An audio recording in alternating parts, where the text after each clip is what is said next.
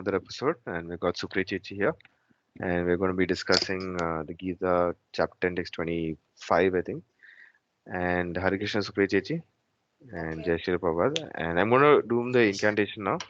Yeah. Uh, Om Jnanatimirandasya Jnananjana Chakshurunmilitam Yena Tasmai Shri Gurave Namaha Shri Chaitanya Manobishtam Stapitam Yena Bhutale Swayam Rupa Kadamayam Dadati Swapadantikam हे कृष्ण करुणा सिंधु दीन बंधु जगतपते हे गोपेशा गोपिका कांता राधा कांता नमोस्तुते तप्त कंचन गौरंगी राधे वृंदावनेश्वरी ऋषभानुसुति देवी प्रणमामि हरिप्रिये वंशकल्पतरुभ्यश्च कृपा सिन्धुभ्य एव च पतितानां पावनेभ्यो वैष्णवेभ्यो नमो नमः नमो ओम विष्णुपादाय कृष्णपृष्ठाय भूतले श्रीमती भक्तिवेदांत स्वामी इति नामिने नमस्ते सरस्वती देवी गौरवाणी प्रचारिणे निर्विशेष शून्यवादी पाश्चात्यदेशतारिणे श्रीकृष्ण चैतन्य प्रभु नित्यानंदा श्री अद्वैता गदाधर श्रीवसादि गौरभक्तवृंद हरे कृष्ण कृष्ण कृष्ण हरे हरे हरे राम राम हरे हरे जय Radha oh sorry I was going to What? sing the song but Sing, sing, that sing. Yeah. Sing it. okay जय राधा माधवा कुंज विहारी जय राधा माधवा कुंज विहारी गोपी जन वल्लभा गिरवारधारी गोपी जन वल्लभा गिरवारधारी यशोदनंदन ब्रज जन रंजन यशोदनंदन ब्रज जन रंजन यमुना तीरा वनचारी Okay. I was Hare Krishna. So that's also part of the thing, but I thought I normally don't say that part because it like extends it for a longer time. So No, like but it's actually how it a was class needs to be done. okay, okay. So it's very nice you learned this and you've learned the correct tune and doesn't take that long. In regular classes, because the class lasts for over an hour, they sometimes drag it on Hmm. because it's kirtan is supposed to purify the atmosphere, the minds of everyone. Okay. So that's good. Hare Krishna, Jai Srila Sure. Prabhupada. Yeah, we are continuing with chapter 10, Opulence of the Absolute, and verse 24. So what we'll do like last time, because there isn't that much in these verses in terms of philosophy, is essentially naming, like this listing Hmm. how in each category he is the he identifies with, or he is the chief, or the one that's most important for some most significant. So let's just read from 24 to 30. Yeah. Okay. Read meaning, let's just read the verse and the translation, chanting just once Okay. like we did last time. Okay, and then later come back to the purport.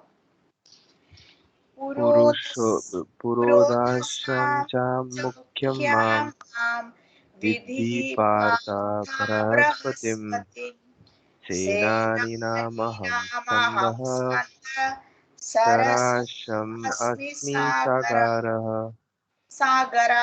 Wherever there's a long, there's a like a H diacritical mark over an alphabet, it is it's a long long. Yeah, yeah. Sagara, as in Sagara Samudra. Translation of Oh priest please O or Arjuna. yeah. Know me to be the chief Brahaspati. Of generals, I am Kartikeya, and of bodies of water, I am the ocean. Right. Now, next one, sorry. Maharshinaam Bhraguraham गिरम् अस्मि Namasmi एकम् Ekaksharam अक्षरम् यज्ञानं Yajnanam जपा यज्ञोऽस्मि Japayajnosi स्थावराणं हिमालयः Himalaya. Of the great sages, I am Bhrigu. Of vibrations, I am the transcendental Om. Of sacrifices, I am the chanting of the holy name or japa. And of immovable things, I am the Himalayas. Right. 26. Ashwatha sarva vrikshanam. Um, Got it? yeah, I got it. अश्वतः Ashwatha sarva सर्ववृक्षाणां vrikshanam. देवर्षीणां च Devarshinaam नरादः chanarada. गन्धर्वाणां Gandharvanam चित्ररातः chitrarata. सिद्धानां Siddhanam कपिलो kapilo मुनिः muni. Right. Of all trees, I am the banyan tree. And of the sages among the demigods, I am Narada. Of the Gandharvas, I am Chitraratha. And among perfected beings, I am the sage Kapila. Right. Then 27.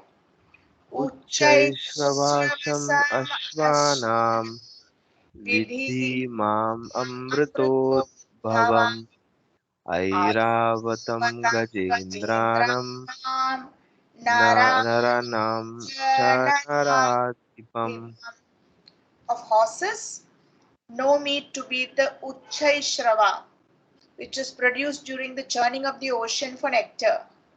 Of lordly elephants, I am Airavat, and among men, I am the monarch or the king. Fine. 28. आयु आयुधानाम् अहं Ayudhanamaham वज्रम्. Ayudha. Remember there is a diacritical mark over the first so it's a long Ayudhanamaham Vajram वज्रम् धेनूनाम् अस्मि Asmi कामधुक् Kamadu Prajanastasmi प्रजानश्चास्मि Kandar कन्दर्पः Sarvana सर्वाणाम् Asmi. अस्मि वासुकिः. Of weapons, I am the thunderbolt. Among cows, I am the Surabhi. Of causes for procreation, I am Kandarpa, the god of love, and of serpents, I am Vasuki. Okay. 29. अनन्तश्चास्मि Anantastasmi नागानां Yaganam वरुणो यादसाम् अहम् पितॄणाम् Varmaryam Aryama च चास्मि Chasmi यमः संयामताम् अहम्. Aham. Of the many hooded Nagas, I am Ananta. Okay, earlier he's just said of serpents, I am Vasuki. Now the many hooded Nagas, I am Ananta, more than one head. And among the aquatics, I am the demigod Varuna. Of departed ancestors, I am Aryama. Aryama. Okay. And among the dispensers of law, I am Yama, the Lord of Death. 30th, the last one for today, what we are doing. Prahaladastasmi Daityanam Kalaha कालः काल्यताम् अहम् मृगाणां च मृगेन्द्रोऽहम् वैनातेयश्च पक्षिणाम्. Among the Daitya demons, I am the devoted Prahalad. Among subduers, I am Time. Among beasts, I am the lion, and among birds, I am Garuda. So to go back to verse 25, was it 24? 24. We see here that in each category, Krishna is identifying himself to the chief of those. He is just like clearly identifying himself. Of all the priests, he is Brahaspati. Of all the generals, he is Kartikeya. And of the bodies of water, he is the ocean, rather than a pond or a lake or a river. That's interesting because he doesn't say he is the Ganges well. Okay, that's among rivers, he may say he is a Ganges, but bodies of water, he is the ocean. So would you like to read the purport, please? Yeah, Indra is the chief demigod of the heavenly planets and is known as the king of the heavens. The planet on which he reigns is called Indraloka. Brahaspati is Indra's priest, and since Indra is the chief of all kings, Brahaspati is the chief of all priests. And as Indra is the chief of all kings, similarly Skanda or Kartikeya, the son of Parvati and Lord Shiva, is the chief of all military commanders. And of all bodies of water, the ocean is the greatest. These representations of Krishna only give hints of his greatness. Okay, so he is selecting as his representation those which are the strongest or the most powerful within that category. Okay, it seems to be that way. Let's carry on. Of the next verse, the purport. Shall I read? This Yeah. Or I can read. Yeah, I think it's fine. 25. Yeah, this is the verse that says, "Of the great sages, I am Bhrigu. Um, Actually, it requires little more discussion to know why Bhrigu and why not Vishwamitra, why not Vashishta, why not. If we think like that, we can bring some logic which is not immediately available in the actual translation and the purport. Of vibrations, I am the transcendental Om. Of sacrifices, I am chanting of the holy name Japa. This is interesting. Of all sacrifices, he is saying that Japa Yagya, Yajnosmi Japa Yajnanam. Yajnanam Japa Yajnosmi, sorry, that I am Japa, or which is also considered a sacrifice, because a sacrifice is basically anything that you do for the pleasure of the Lord, and this is the recommended yajna for this age of Kali. So I am the chanting of the holy name Japa, and of immovable things I am the Himalayas. Again, interesting, he doesn't say he is Govardhan. The Govardhan hill, which is actually so directly connected with Krishna and Krishna Leela, surprisingly, he says he does not say that. He's straight away going for the Himalayas because of their greatness and splendor and size. Purport. Brahma, the first living creature within the universe, created several sons for the propagation of various kinds of species. Among these sons, Bhrigu is the most powerful sage. Okay, Bhrigu Maharaj. But actually, but Yeah. with that I was just having because he obviously like Brahma's son, one of them is Shiva also, right? Like, and also Yes. like, and wasn't uh like what about the four Kumaras? Are No, but they they are not. They don't qualify here as this as among the sages. This okay? is category is only about sages. Oh, so Of they're the not great, stated. yeah, of Okay, the great sages, I am Bhrigu. So one can ask why not Vashishta Muni, and why not Durvasa, and why Vishwamitra, not, yeah, any of the others? Why not? That's right. Who are the others? There is the more Vishwamitra, Vishwamitra. Yeah, one could and ask that. even Sage Agastya also there. Agastya, You said so many you are said there. Exactly. But he says he is Bhrigu, and why? Because he's the most powerful sage. I'll have to check up. It's not coming to mind straight away. What are some of the episodes that happen that show the power of Bhrigu? Brahma, the first living creature, created several sons. Among these sons, Bhrigu is the most powerful sage. Okay, of all the transcendental vibrations, Om or Omkara represents Krishna. Actually, for a long time, and a lot of people think Om is connected with Lord Shiva. mm, Because Shiva Bhaktas also get this as their Bija mantra. Om, Om, Om, Om, Om. So it is a little puzzling here that he's saying Omkara represents Krishna. Om Namah Shivaya. We don't say Om Hare Krishna, or we don't say Om Krishna or Om Rama. Never. So this is little puzzling how it's connected with Krishna. We'll check in the mm, Veda base.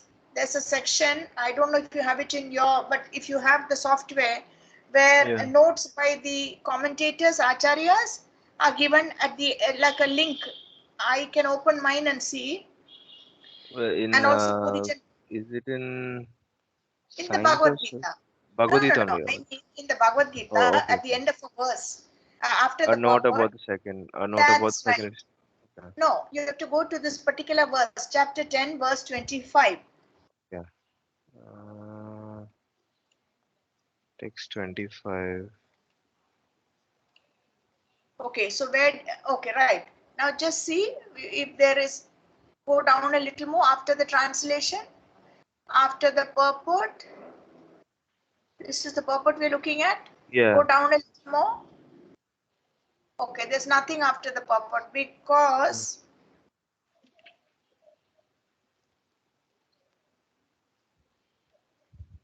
all right, it just goes to the next. Because I think, sometimes there is yeah, I think link it's to, there in the book maybe. I think here it might not be there. Maybe all in the right. book.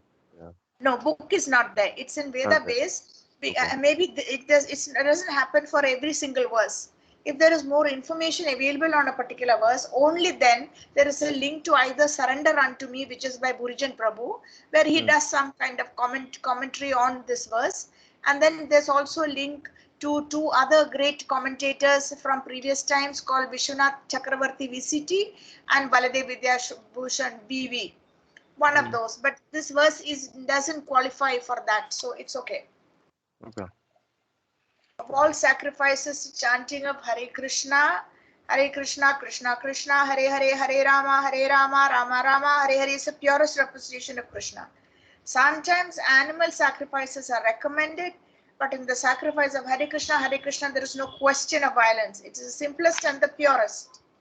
Therefore, the Himalayas, the greatest mountains in the world, also represent him.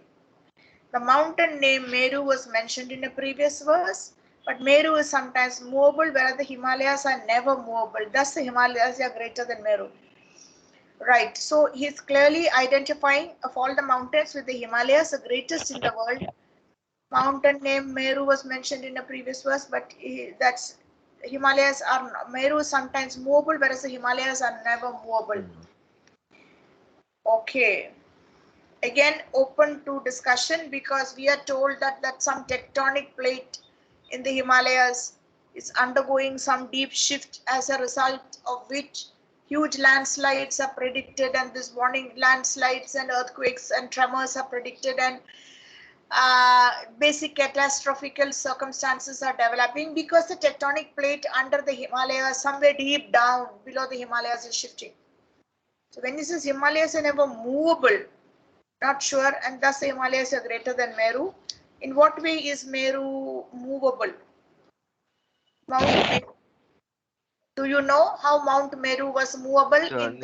Is there any mention? One minute. Is there mention in Rama Leela, Hanuman Leela? Nothing. That is not Mount Meru, right? What the Sanjeevani which that he is brings. Sanjeevani Booty. Yeah, that's not Mount Meru. Just Was quickly. it? Does it have anything to do with the? It's I don't know if it's this word. Like the churning of the ocean is not. Yeah. Is Very it good, that? very good. That's right. That's where Okay. it plays a role. Okay. So that's where. Okay. Some. Um,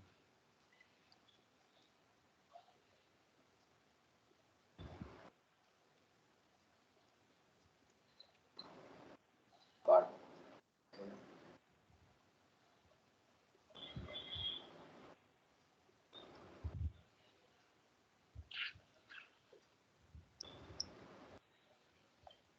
Because Mount Meru was used as a churning rod, no? And I think the avatar that takes the Kurma avatar allows the rod of Mount Meru to rest on his back. yeah. And then the Vasuki lends himself or herself as a rope for the churning of the Milky Ocean. Like the mountain is I think used for the churning. Like it sits on top of the that Kurma avatar, and then that's I think was it Vasuki or the snake or that go wraps around it, and then both sides are pulling it. I think right. Or is it Vasuki, that Vasuki, Vasuki? Yeah. Vasuki.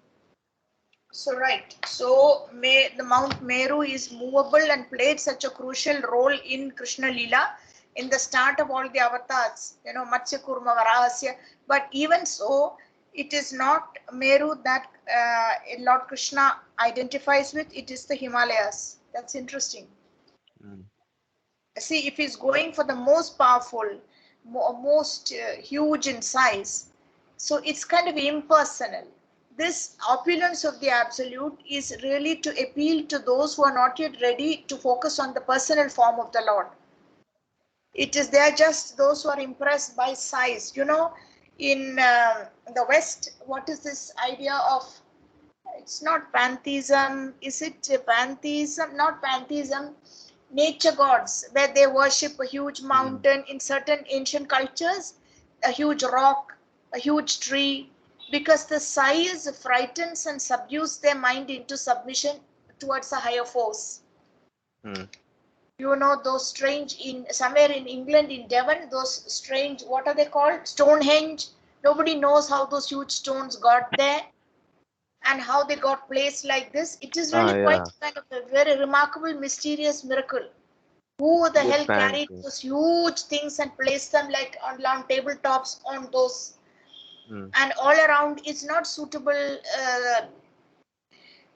geography at all. So where did they get here from? Right? Yeah. So I think that is that it's mentioned somewhere. It is called the Earth. Was it nature or earth religions or something like that, or Yeah. That's what I panthe mean. Pantheism. yeah, So this pantheism is and really, yeah, these verses are pitched somewhat at the level of pantheism, where if they don't want to focus on him and accept him as Krishna with the leelas, with the sweet personal leelas and his personal likes and dislikes, then they just kind of remember him if they can see him in these most prominent in that species. If it's a famous sage Bhrigu, if it's a famous huge and mountain Himalayas, if it is now we are going to come to the banyan tree. Okay, yeah. so next verse, please. Please read the purport. So next verse is, or I'll read the translation. Yeah, Or translation. of Okay, read your the translation also. Yeah. of purifiers, I am the wind. Of the wielders of weapons, I am Rama. Of fishes, I am the shark, and of the flowing rivers, I am the Ganges. Purport: of all the aquatics, the shark is one of the biggest and is certainly the most dangerous to man. Thus, the shark represents Krishna. Mm, Of all the aquatics, okay. I mean, no, now you can argue, yeah. no. Of all the trees, I am the banyan Oh, tree. That's what you should be reading. then that is 26. 26. Oh, okay. Oh, I Yeah, think I've gone yeah. to You this went one. ahead. Okay, 26. Okay. okay. Of all the, oh, I haven't, okay, okay, I got it. Of all the trees, I am the banyan tree, and of the sages among the demigods, I am Narada. Of the Gandharvas, I am Chitrarata, and among perfected beings, I am the sage Kapila. The purport is the banyan tree, Ashwatha, is one of the highest and most beautiful trees, and people in India often worship it as one of their daily morning rituals. Oh, Amongst the demigods, they also worship Narada, who is considered the greatest devotee in the universe. Thus, he is the representation of Krishna as a devotee. The Gandharva planet is filled with entities who sing beautifully, and among them, the best singer is Chitrarata. Chitraratha. Among the perfected living entities, Kapila, the son of Devahuti, is a representative of Krishna. He is considered an incarnation of Krishna, and his philosophy is mentioned in the Srimad Bhagavatam. Later on, another Kapila became famous, but his philosophy was atheistic. Thus, there is a gulf of difference between them. Okay. So the banyan tree, Ashwatha, is one of the highest and most beautiful trees. You know that famous piece in the botanical gardens in Mm. Calcutta, which is like world famous. It's just grown and grown. You know how it grows its roots, and then the roots get fixed on the ground, and it kind of keeps on expanding. Yeah. So the Ashwatha tree. Now this is different from the peepal tree.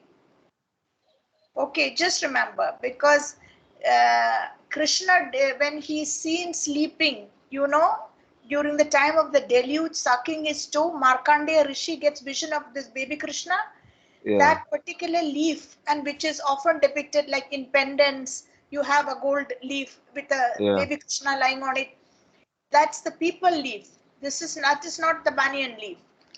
The peepal leaf has a particular heart-shaped structure, a shape, Mm. a pointed tip, and the people leaf is very typical of Indian scenery where it keeps trembling in the breeze. People trees are very beautiful to look at.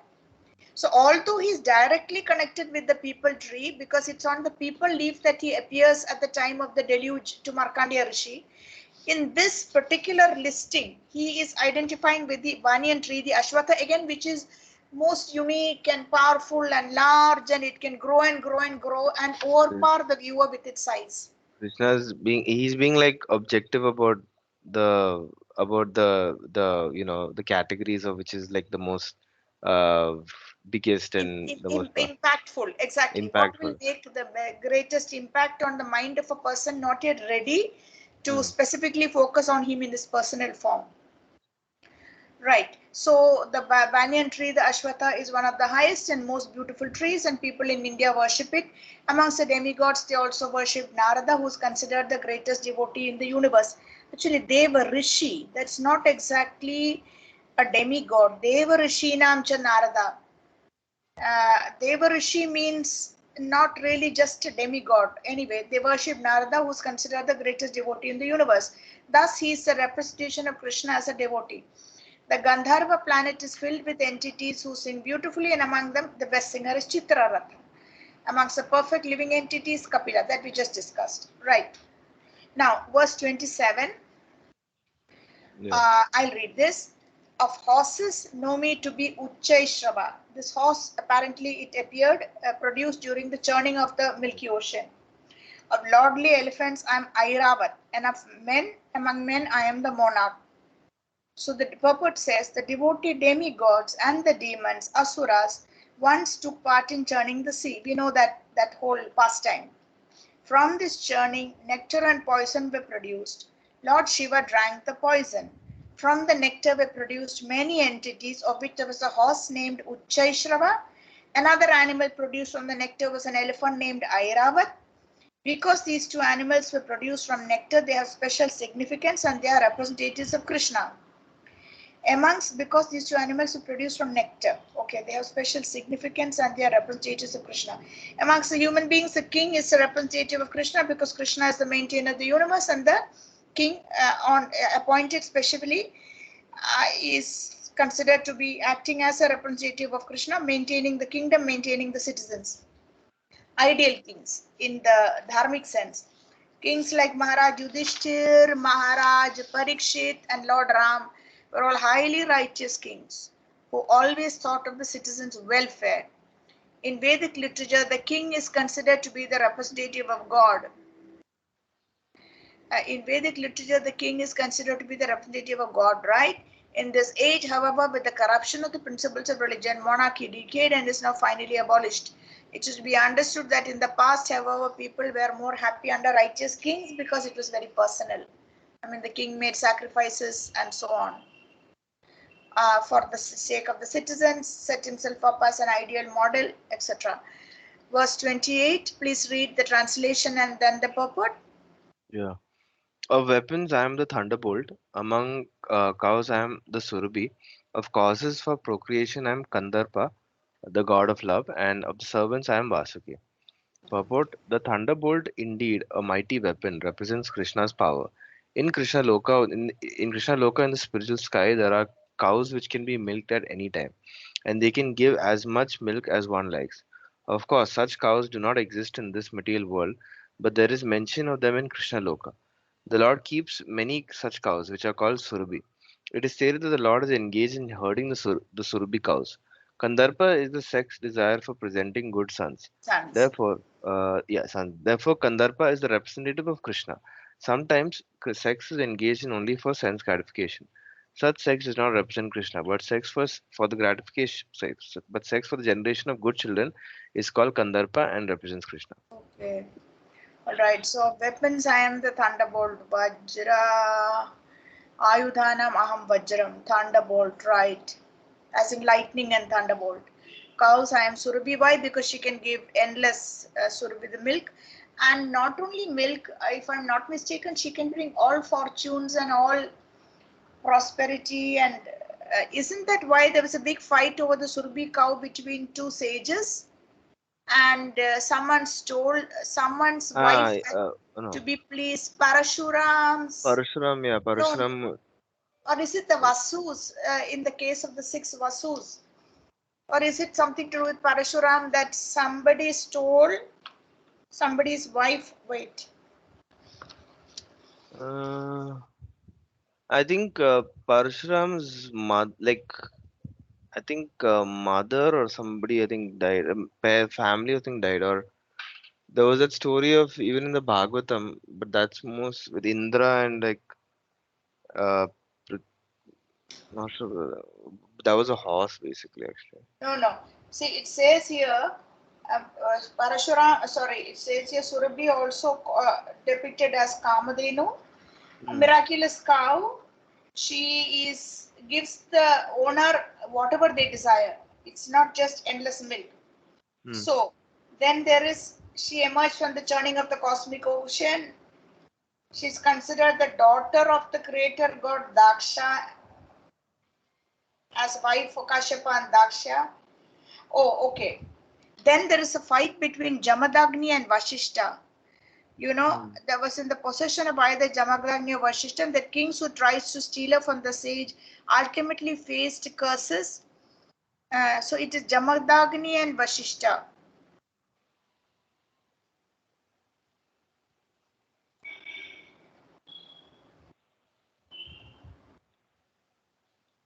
Jamadagni is very much father of Parshuram. Okay. Descendant of the sage Bhrigu, one of the has 5 children with his wife Renuka. Parshuram avatar of Vishnu legend.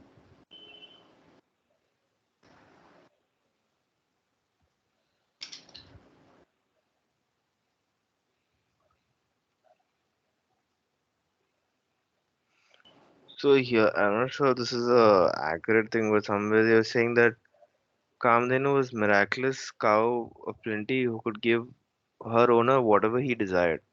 Yeah. She sometimes said to be the daughter of Daksha and the wife of the Rishi Kashyap. Mm-hmm. Kamdenu appeared on earth as one of the precious things that were brought to light in the churning of the ocean. No, see, Jamadagni was once visited by the king Kartavirya Arjuna.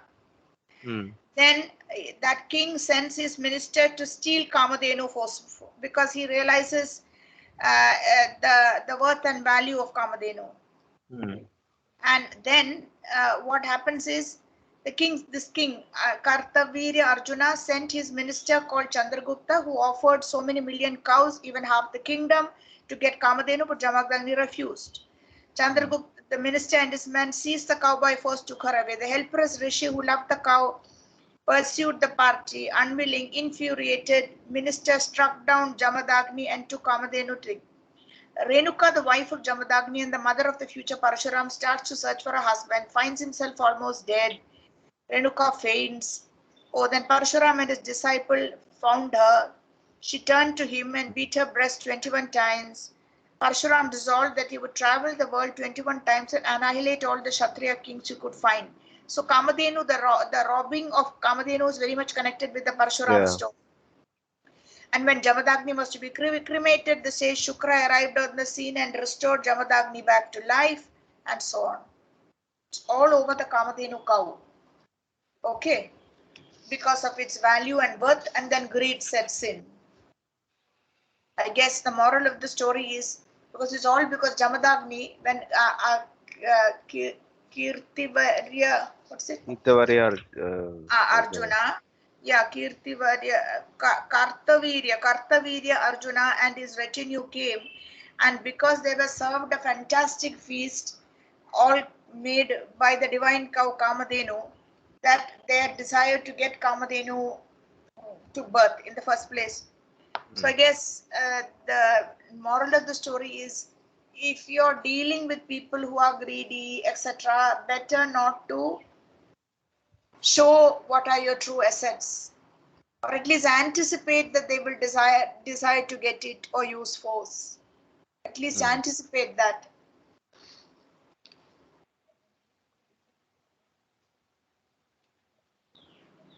Right.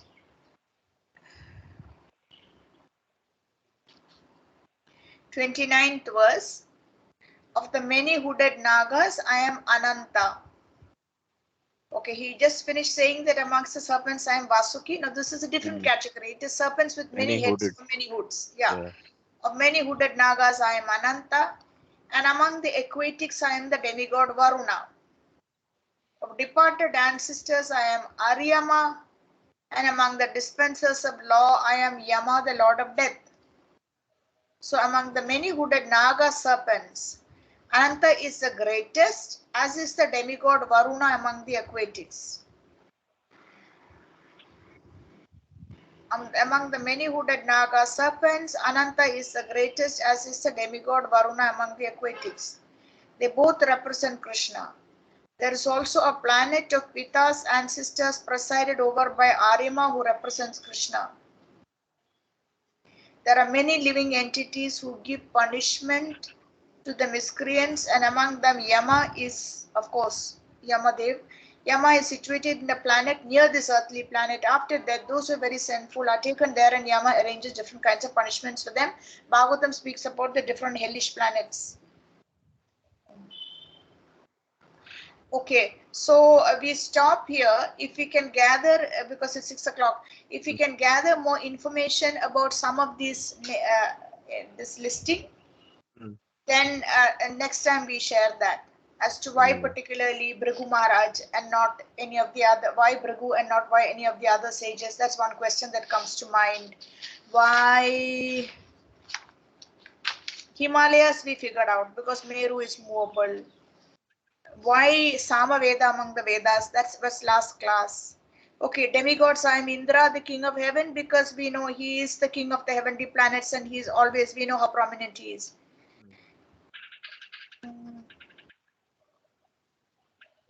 Okay, so shall we stop here, Siddharth?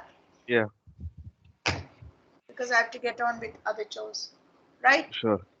So I'll just stop the recording and yeah. Right.